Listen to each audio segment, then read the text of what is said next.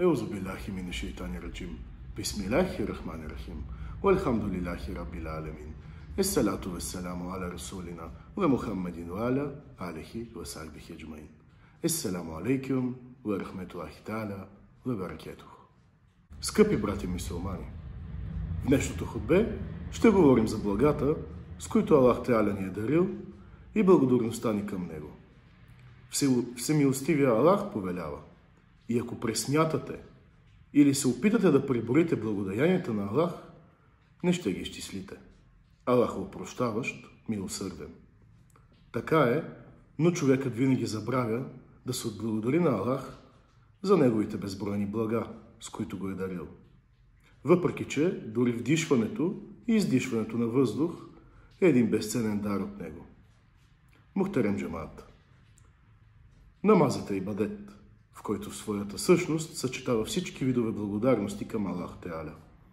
Кланяйки намаз, човек се отблагодарява за всяка своя част от тялото си. Скъпи братя, както се споменава в някои аети на свещения Коран, ако рабите са признателни, Аллах Теаля ще им надбави в препитанието, но ако са неблагодарни, то тогава ще загубят и това, което имат.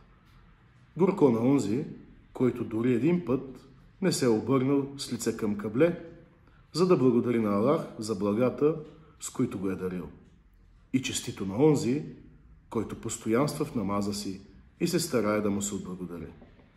Някои от благата се губят поради нехайство и поради това, че човек не оценява стойността им и не се отблагодарява за тях.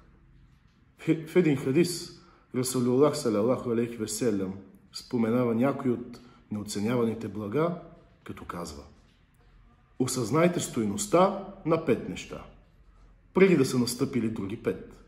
Стойността на живота, преди да настъпила смъртта.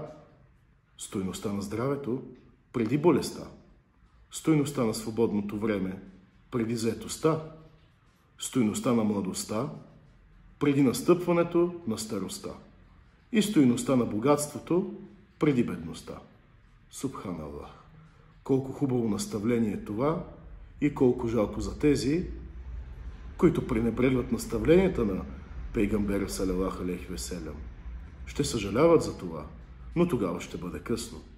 Защото когато човек остарее, осъзнава стойността, младостта. Но това знание вече не му от полза. Така е и всички останали блага, с които Аллах ни е дарил. Ако един път сме ги пренебрегнали, колкото и да съжаляваме след това, няма да ни от полза.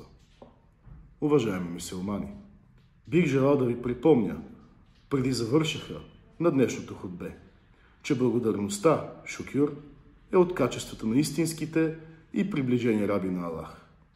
Възхвалявайки ги, нашия Създател казва: малцина от моите раби са признателни.